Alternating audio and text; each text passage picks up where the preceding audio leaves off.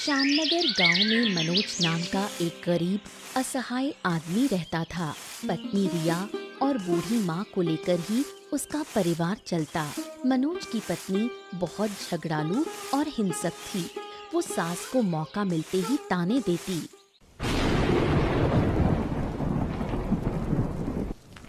तुम यहाँ क्या कर रही हो? मैंने तुम्हें घर के पीछे रहने की जगह दी है ना? तुम्हें जरा भी शर्म नहीं है क्या तुम्हें घसीटकर वहाँ ले जाऊं? साड़ी बहुत फट गई थी, इसलिए यहीं बैठकर सिल रही और देख तो रही हो कैसे बारिश हो रही है। बारिश में भीग रही थी। मैंने कहा था ना, कभी भी इस घर के बरामदे में मत आना। तुम जैसी औरत को बर्दाश्त नहीं किया जा सकता। तुम्हें देखते ही मेरे सिर से आग निकलने लग जाती है। तू मेरे साथ ऐसा क्यों करती है? मैंने तेरा क्या बिगाड़ा है? मैं तो हमेशा चुपचाप अकेली रहती हूँ। तो वक्त का खाने को मिले तो खा लेती हूँ, नहीं तो बिना खाए रह जाती हूँ। तुम इस घर का बोझ हो। तुम्हारे कारण हमें कितनी परेशानियाँ उठानी पड़ती हैं, तुम जानती भी हो। मैंने सोचा था 2 दिन मायके जाऊंगी, तुम्हारी वजह से जा ही नहीं पाती। तेरी इच्छा हो तो चली जाना, मेरे लिए चिंता मत कर।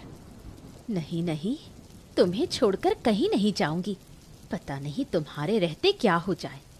तू मेरे साथ ऐसा क्यों करती है? देख लेना, एक दिन तेरा हाल मुझसे भी बदतर होगा। तेरे भाग्य में बहुत दुख लिखा है। वाह वाह, बड़ी बातें करने लगी हो। बरामदे से तुम्हें लात मार कर निकाल दूंगी। लात मारना ही तो बाकी है। देख रही हूँ आजकल तुम ज्यादा बोलने लगी हो। खाना बंद करना पड़ेगा।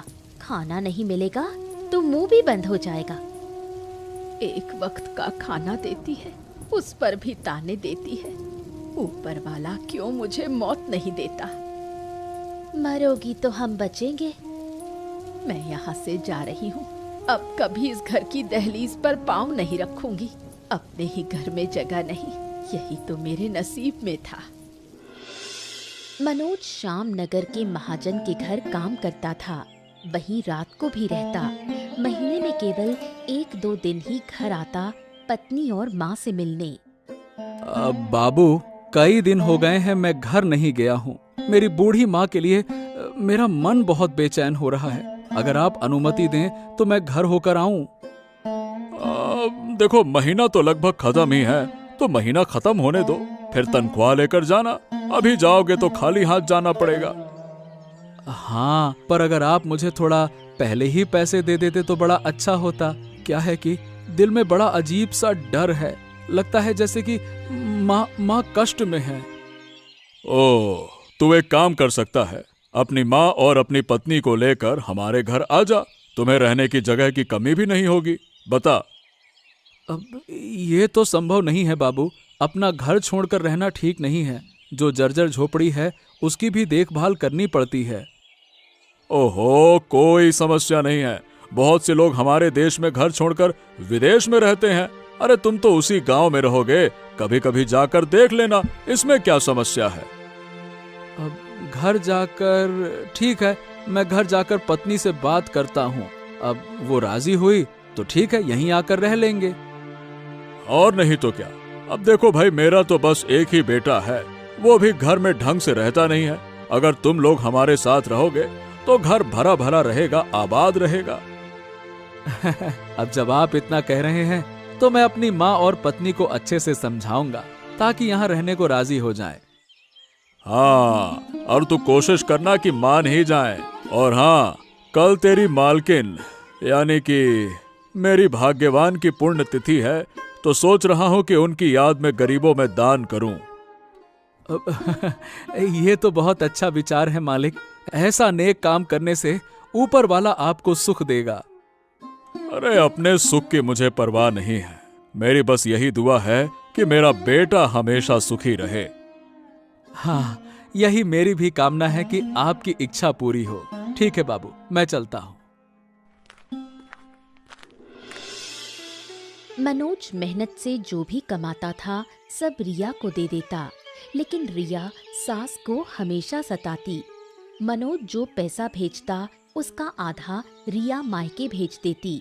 वहीं रिया की बहन टीना भी अक्सर बहन के घर आती। इस बार इतने दिनों बाद आई, घर पर सब ठीक है ना? सब ठीक है। पिताजी काफी दिन पीसी के घर थे, इसलिए देर से आई। तू यहीं रह सकती है, मुझे अकेले अच्छा नहीं लगता। हम दोनों बहनें साथ रहें तो मजा ही आ जाएगा। अच्छा होता, पर माँ पिता को छोड़कर रहना अच्छा नहीं लगता। इस महीने तूने कोई पैसे नहीं भेजे, तेरे पैसों से ही तो हमारा गुजारा होता है। चिंता मत कर, घर के लिए पैसे जमा करके रखे हैं, तू जब जाएगी तब ले जाना। ले तो जाऊंगी, पर तेरी बूढ़ी सास को नहीं देख रही हूँ, जिंदा है या नहीं? मत पूछ, वो अब मुझसे और सहन नहीं होती। उसे घर के पीछे छोड़ रखा है। दिन भर मुझे उसकी कोई खबर नहीं। कभी कभी बस थोड़ा सा पानी भात देकर आती हूँ। अच्छा किया, वो मर जाएगी तो तेरा बोझ कम होगा। उसके कारण तू मायके भी नहीं आ पाती। लेकिन क्या दादा बाबू को पता है कि तूने सास को घर के पीछे छोड़ रखा है? कुछ नहीं जानते। अगर जान गए तो मुझे मार डालेंगे। महीने के आखिर में जब दादा बाबू आएंगे, उससे कुछ दिन पहले सास को घर के अंदर ले आऊंगी। ध्यान रखना, दादा बाबू को कुछ पता न चले। नहीं नहीं, उन्हें कुछ पता नहीं चलेगा। महीने के अंत से पहले ही मनोज महाजन से कुछ पैसे लेकर घर लौट चला। रिया ने सोचा भी नहीं था कि मनोज इतनी जल्दी आ जाएगा। उधर बूढ़ी माँ बहुत कष्ट से जी रही थी। क्यों मेरी मौत नहीं आती? ऐसे जीने से मरना अच्छा है। मेरा बेटा कब आएगा?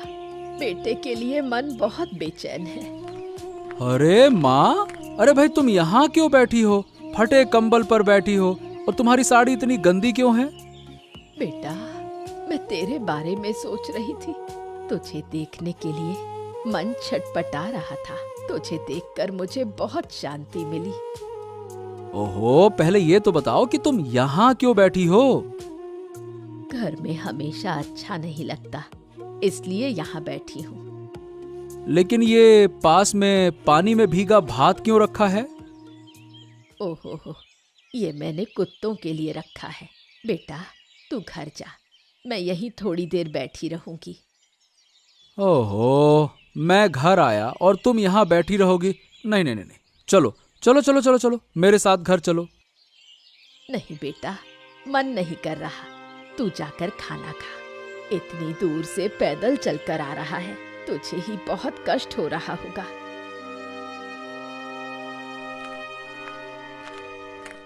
ओह, तुम आ गए?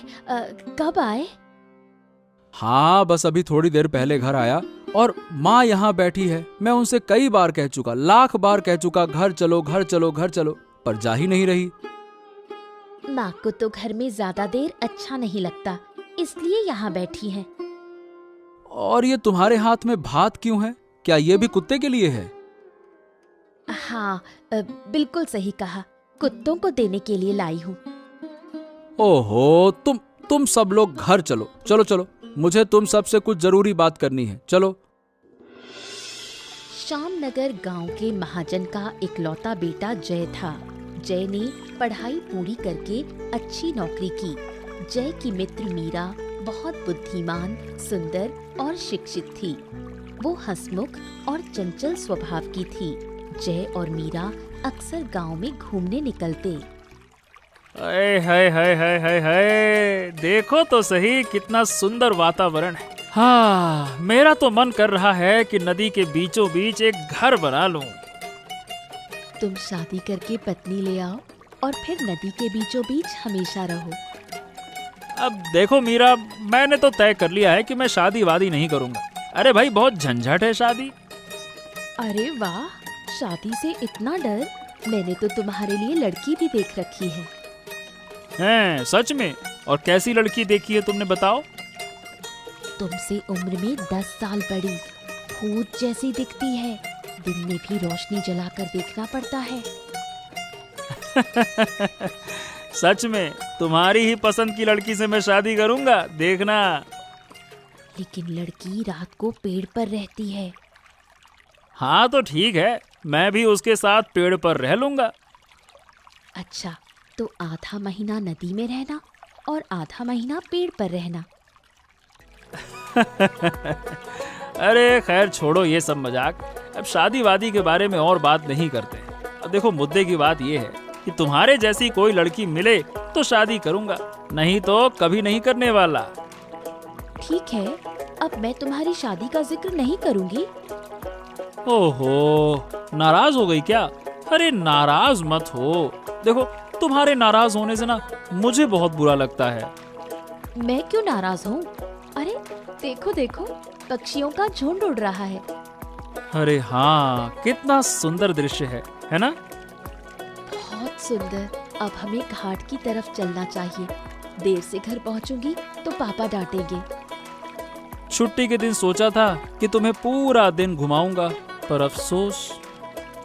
अगर पापा डांटते नहीं तो मैं भी तुम्हारे साथ घूमती रहती। कुछ दिन हो गए मनोज घर पर है।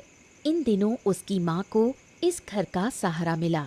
मनोज को बिल्कुल पता नहीं चला कि उसकी माँ पर इतना अत्याचार होता है। अब कल तो मुझे वापस जाना ही होगा।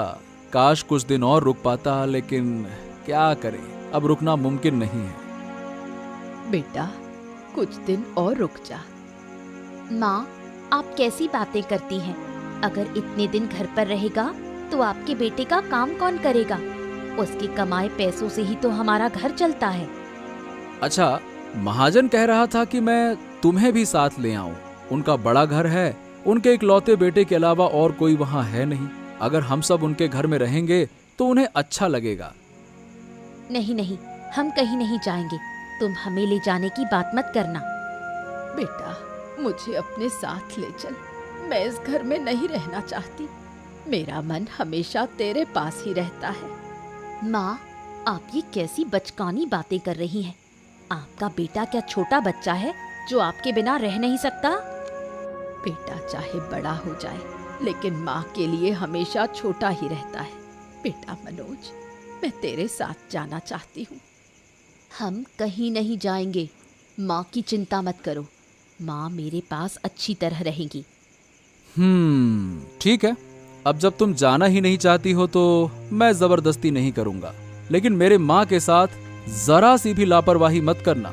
अगली बार घर आकर अगर मैंने देखा कि माँ के तन पर फटी पुरानी साड़ी है, माँ ऐसे कहीं बैठी हुई है, तो समझ लेना फिर तुम्हारी खैर नहीं। हाँ, मैंने तो कहा माँ के बारे में तुम्हें चिंता करने की जरूरत नहीं। ए माँ, तुम्हें अगर कोई भी तकलीफ हो तो मुझे तुरंत बता देना। मैं खुद मेहनत करता हूँ, लेकिन हमेशा ध्यान रखता हूँ कि तुम लोगों को कोई कष्ट ना हो। महीने का जो वेतन मिलता है सब कुछ घर ही पे दे देता हूँ। महाजन खाना पीना दे ही देता है, इसीलिए अपने पास एक भी पैसा नहीं रखता हूँ। बेटा, तू इतनी मेहनत क्यों करता है? मैं तेरी माँ हूँ। तेरी तकलीफ सुनकर मेरा दिल दुखता है। अरे माँ, तुम मेरी फिक्र मत करना। अगर तुम अच्छे से न रहोगी ना तो मैं भी अच्छे से नहीं रह पाऊंगा। अच्छा, अब बहुत रात हो गई है, सोना चाहिए। कुछ दिन रहने के बाद मनोज फिर महाजन के घर चला गया। मनोज के जाने से रिया बहुत खुश हुई। उधर मनोज की माँ फिर रिया के अत्याचार की शिकार बनने लगी। दीदी, तुम महाजन के घर जाने को राजी क्यों नहीं हुई? वहाँ रहती तो बहुत आराम से रहती। वहाँ रहकर क्या मायके पैसे भेज पाती और फिर बूढ़ी माँ बेटे के सामने रहती, उन्हें कुछ कह भी नहीं पाती। अगर बूढ़ी माँ दादा बाबू को सब बता दे तो तब तुम्हारा क्या होगा? नहीं नहीं, बूढ़ी अपने बेटे से कभी कुछ नहीं कहेगी। ऐसे कहेगी तो बेटे को दुख होगा, इसलिए वो कुछ नहीं बताएगी। ये बूढ़ी तुम्हारे लिए मुसीबत बन गई है, इसे खत्म कर दो। एक काम क्यों ना करे, खाने में जहर मिला दे और बूढ़ी को मार डाले। खाने में जहर मिलाओगी तो पकड़ी जाओगी, कुछ और सोचो। तो बूढ़ी को जिंदा ही जमीन में गाड़ देंगे, किसी को पता भी नहीं चलेगा और हमें भी कोई परेशानी नहीं होगी। ये अच्छा विचार है। रात को बूढ़ी तो सोती रहती है, हम दोनों मिलकर काम कर लेंगे। घर के कोने में जो आम का पेड़ है उसके नीचे पहले गड्ढा खोदना होगा, फिर सोती हुई बूढ़ी को उठाकर उसमें गाड़ देंगे।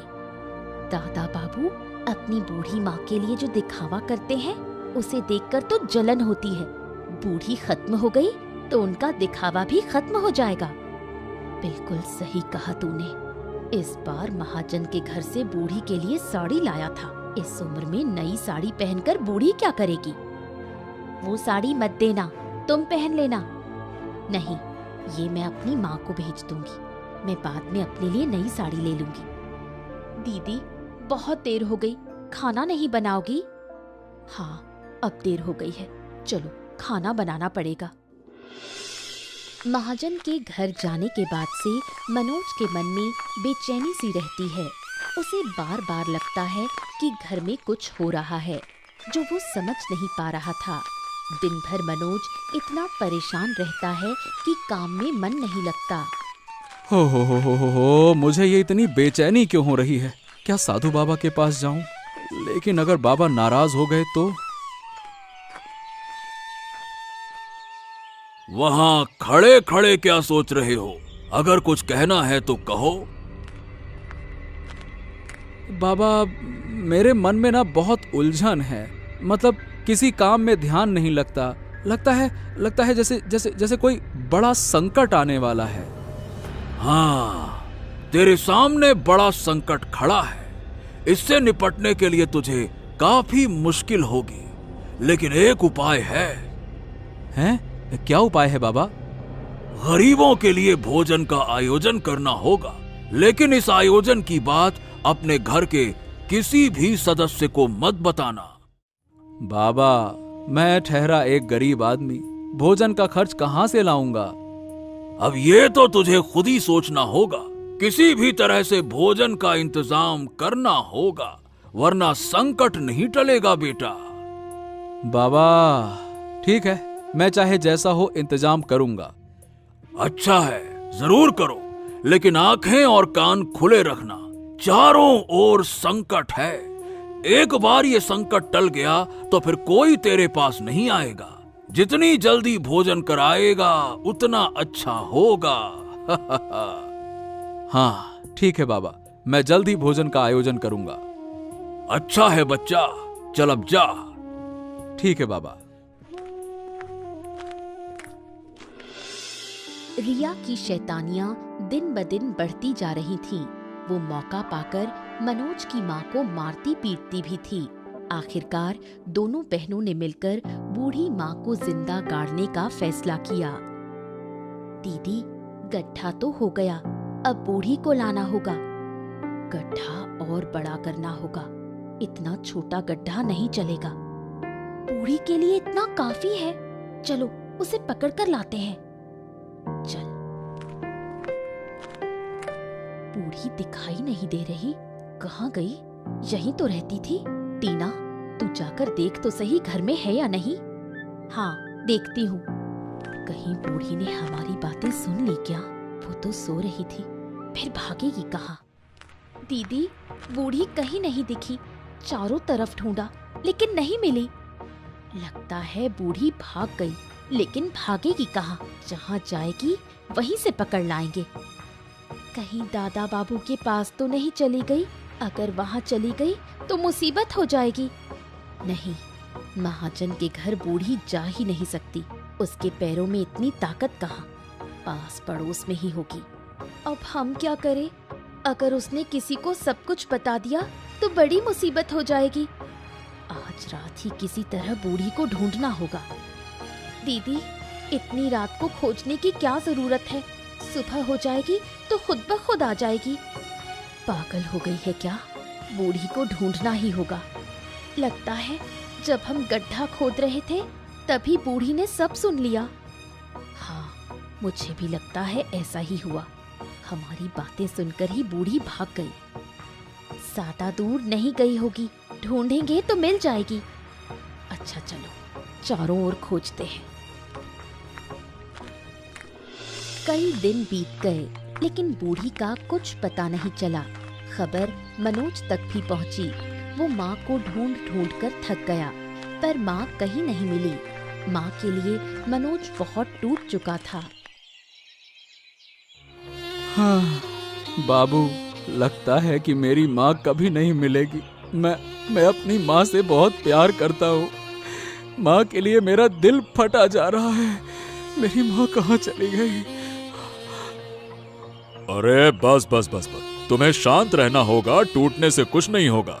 हमेशा ऊपर वाले पर भरोसा रखना चाहिए। एक साधु बाबा ने कहा था कि मेरे सामने एक बड़ा संकट है। उनकी बात सच हो गई। रे रे रे रे रे रे। क्या बात कर रहा है? अच्छा तो ठीक है, तो फिर से साधु बाबा के पास जा, शायद वो तेरी माँ का पता बता दें। बाबा ने कहा था कि मिट्टी के नीचे भोजन पका के गरीबों को खिलाना होगा। मैंने अब तक ये नहीं किया। मैं कहाँ से करूँ ये सब? अरे तो हमारे घर के पीछे एक बागान है, वहाँ जमीन के नीचे सीढ़ियाँ हैं और नीचे बैठने की बहुत सारी जगह है। तो जल्दी से वहाँ भोजन का आयोजन कर, जितना पैसा लगेगा मैं दूंगा। बाबू, आपको पैसों की जरूरत नहीं है। अब देखिए, रहने दीजिए, मेरे पास जो है उसी से हो जाएगा। अब से महीने का जो वेतन बनेगा सब अपने पास रखूंगा। पत्नी को अब एक भी पैसा नहीं दूंगा। अरे लेकिन अगर पत्नी को पैसे नहीं देगा तो उसका काम कैसे चलेगा, बता। क्या करेगी काम चलाकर? जिसने मेरी माँ का ख्याल नहीं रखा उसके लिए सोचने का कोई फायदा नहीं। मैं अब घर भी नहीं जाना चाहता। अगर माँ मिली ना तो मैं उसे यहीं ले आऊंगा। हाँ, माँ से बढ़कर कोई अपना नहीं होता। माँ के बिना संतान की जिंदगी अधूरी हो जाती है। मैं भी बहुत छोटा था तब मैंने अपने माता पिता को खो दिया। मेरे बेटे की भी किस्मत खराब रही, उसे भी उसकी माँ का प्यार नहीं मिला। सही कह रहे हैं बाबू, माँ के बिना सब कुछ खाली खाली लगता है। इस उम्र में मेरी माँ कहाँ चली गई समझ नहीं आ रहा। अब तेरी माँ की उम्र काफी है, वो कहीं दूर नहीं जा सकती। पैदल चलकर तो बिल्कुल नहीं। हाँ, मेरी माँ बैलगाड़ी में भी नहीं बैठ सकती बाबू, तो गांव से बाहर तो गई ही नहीं होगी। सही कहा आपने। एक बार मैं पूरे गांव में अच्छी तरह से ढूंढता हूँ। हाँ, ये ठीक रहेगा। पहले ढूंढो अच्छे से। बहुत दिनों से महाजन के बेटे जय और मीरा की मुलाकात नहीं हुई थी। लंबे समय तक ना मिलने से दोनों को बहुत बुरा लगा। यहाँ तक कि जय ने मन ही मन निश्चय कर लिया था कि अगर शादी करनी है तो मीरा से ही करेगा। ओहो, तुमसे बहुत दिनों से मुलाकात नहीं हुई। तुमसे मिलने के लिए ना मेरा मन बहुत बेचैन हो रहा था। तुम्हें बुलाऊं तो मिलने के लिए बिल्कुल तैयार ही नहीं होती तुम समझना ही नहीं चाहते। मैं जब तक घर से बाहर नहीं निकल सकती। बाहर निकलने के लिए कितने झूठ बोलने पड़ते हैं। अरे भाई, मेरे लिए ना सही, थोड़ा झूठ तो बोल ही सकती हो ना। तुम्हारे लिए मैं क्यों झूठ बोलूं? तुम मेरे कौन हो? ओहो, ऐसा मत कहो। इस तरह कहने से मुझे बहुत बुरा लगता है, दुख होता है। मीरा, मैं तुमसे एक बात कहना चाहता हूँ, अगर तुम अनुमति दे दो तो। क्या कहना चाहते हो? कहो। बात यह है कि मैं तुमसे शादी करना चाहता हूँ। अगर तुम राजी हो तो, और अगर तुम राजी हो तो मैं अपने पिता को तुम्हारे घर भेज दूंगा। महाजन अंकल को हमारे घर भेज देना। वो जो अच्छा समझेंगे वही होगा। ठीक है, तुम्हारा धन्यवाद, बहुत बहुत धन्यवाद। थोड़ी देर में रात हो जाएगी। हाँ हाँ, सही कह रही हो। चलो वापस चलते हैं। जय, उस पेड़ के नीचे कोई पड़ा हुआ लग रहा है। ओ भगवान, कहीं भूत तो नहीं? भूत जैसी चीज कोई नहीं होती है। चलो जाकर देखते हैं। नहीं, मैं नहीं जाऊंगी। मुझे डर लग रहा है।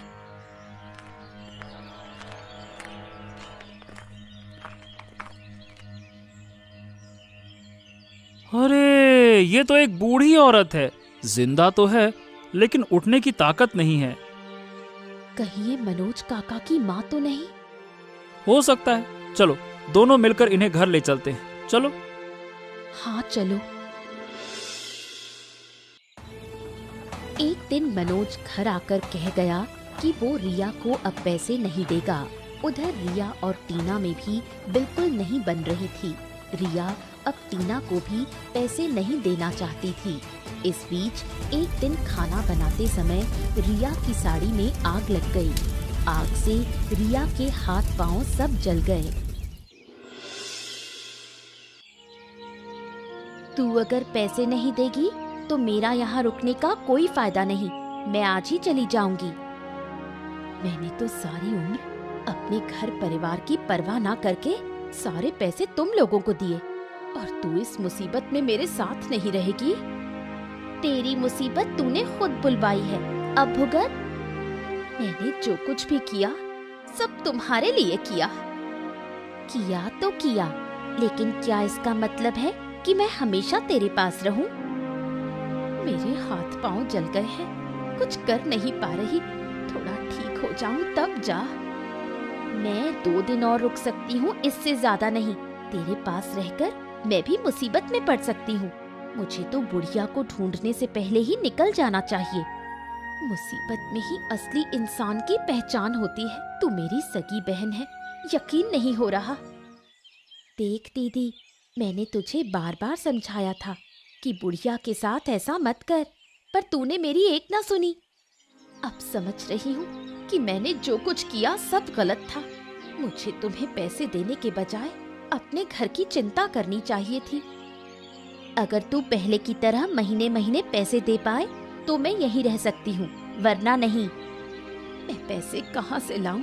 तेरे दादा बाबू ने साफ कह दिया है कि अब और पैसे नहीं देगा, और अगर देने की ताकत भी होती तो भी अब मैं कभी तुम्हें पैसे नहीं देती। अपनी गलती समझ चुकी हूँ। दीदी, तेरी ये बातें सुनकर अच्छा नहीं लग रहा। मैं अंदर जा रही हूँ। उस दिन मीरा और जय ने जिस बुढ़िया को पेड़ के नीचे पाया था वो मनोज की माँ थी। मैं अभी तक जिंदा हूँ, यकीन नहीं हो रहा। मुझे तो होश तक नहीं था। अरे माँ, तू तो ये बता कि तेरी ऐसी हालत हुई क्यों? सब कुछ बता तू। रहने दे बेटा, जो हो गया सो हो गया। बीती बातें मैं दोहराना नहीं चाहती। हाँ हाँ, आप सब कुछ बताइए अम्मा जी, ये कैसे हुआ? अरे माँ, मैं हाथ जोड़कर कहता हूँ सब कुछ बता ना, बता तो। तेरी बीवी और टीना ने मिलकर मुझे जिंदा जमीन में गाड़ना चाहा। घर के कोने में जब वो गड्ढा खोद रही थी और बातें कर रही थी, मैंने सब देख लिया। फिर वहां से भागकर जंगल में चली गई। 2 दिन जंगल में रहने के बाद बेहोश हो गई।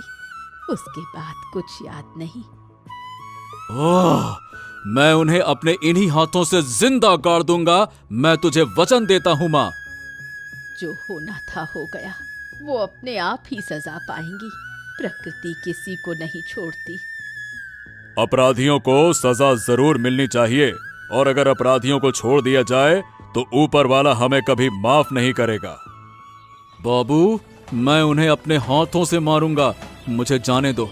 अगर मैंने उन्हें खत्म नहीं किया ना तो मुझे शांति नहीं मिलेगी। बेटा, तू शांत हो जा। तुझे कुछ हुआ तो मैं कैसे सहूंगी?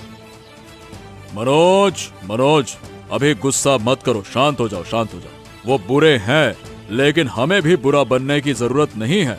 हमेशा याद रख, कुत्ता इंसान के पैर पर काटता है, इंसान कभी कुत्ते के पैर पे नहीं काटता। उन्हें कानून के हवाले कर दो, कानून सही न्याय करेगा। बेटा, तू महाजन की बात मान। ठीक है, आप लोगों को दुख हो, ऐसा काम नहीं करूंगा मैं। रिया के हाथ पांव आग में जलने के बाद उसकी हालत और बिगड़ती गई। अब वो बिस्तर पर पड़ी सिर्फ करहाती रहती। उधर उसकी बहन भी उसके पास रहना नहीं चाहती थी। लगता है अब मैं नहीं बचूंगी। मरने से पहले अगर तेरे दादा बाबू से एक बार मुलाकात हो जाती, माफी मांगने का मुंह तो नहीं है, फिर भी माफी मांग लेती। मैंने सोचा भी नहीं था कि तेरी हालत ऐसी हो जाएगी। मैंने तो सोचा था धीरे धीरे ठीक हो जाएगी, पर हालत तो और बिगड़ गई। इंसान जब पाप करता है तो बिना सोचे करता है। सोचता है इससे पूरी उम्र सुखी रहेगा, लेकिन कुछ दिन ही अच्छा रहता है, फिर पूरी जिंदगी सड़ते हुए गुजरती है। हाँ दीदी, मैं भी सोच रही हूँ कि अब कभी पाप का काम नहीं करूँगी। अब से अच्छा बनने की कोशिश करूंगी। अब तुझे तेरे पाप की सजा मिलेगी ही। मैंने माँ को ढूंढ लिया है। माँ ने सब कुछ बता दिया। तुम लोग कितने खराब हो, कितने नीच हो। छी! हमें माफ कर दो। देख रहे हो मेरी क्या हालत है। मैं तो तुम्हें बिल्कुल माफ कर ही नहीं सकता। मैं तुम्हें मार नहीं रहा हूँ, बस समझ लो यही गनीमत है, और तुम्हें माफ करना मेरे लिए पाप होगा। दादा बाबू, मैं तेरे पैरों में गिरती हूँ, हमें पुलिस के हवाले मत करो। हम अब कभी कोई गलती नहीं करेंगे। शर्म नहीं आती माफी मांगते हुए? अगर थोड़ी भी शर्म होती, इतनी सी भी, तो आज माफी नहीं मांगती। मैं तो तुम्हें सही बताऊं, अपने इन्हीं हाथों से मारना चाहता था, पर मैं इंसान हूं, इसीलिए कानून अपने हाथों में नहीं लिया मैंने। हमारे पाप की सजा मिलनी ही चाहिए। सासू माँ से कहो हमें माफ कर दे और तुम लोग खुश रहो। ले जाइए इन्हें। कई दिन बीत गए। मनोज ने आखिरकार भूमिगत भोज का आयोजन किया, ताकि अब कोई मुसीबत उसे छू भी ना सके। आप सब लोग पेट भर कर खाइए, कोई खाली प्लेट यहाँ से ना जाए। हाँ, अब से अगर आपको किसी चीज की जरूरत हो तो मुझे बताइए, मैं मदद करूंगा। तो मनोज, अब से तू अपनी माँ को लेकर हमारे घर में ही रहेगा। हाँ, बीच बीच में अपने घर को भी देख लेना। अच्छा, अब मैं सब लोगों से कहना चाहता हूँ कि अगले महीने की 10 तारीख को मेरे बेटे जय और मीरा की शादी है। इस शादी में आप सभी आमंत्रित हैं। हाँ हाँ बिल्कुल, और महाजन बाबू की बात कोई भूलना मत, सभी आना। हाँ। इसके बाद मनोज अपनी माँ को लेकर महाजन के घर में रहने लगा। महाजन ने मनोज की भी दूसरी शादी करवा दी। उसकी दूसरी पत्नी बहुत अच्छी निकली। ऐसी ही और रोचक कहानियाँ देखने के लिए हमारे चैनल को सब्सक्राइब करना ना भूलें।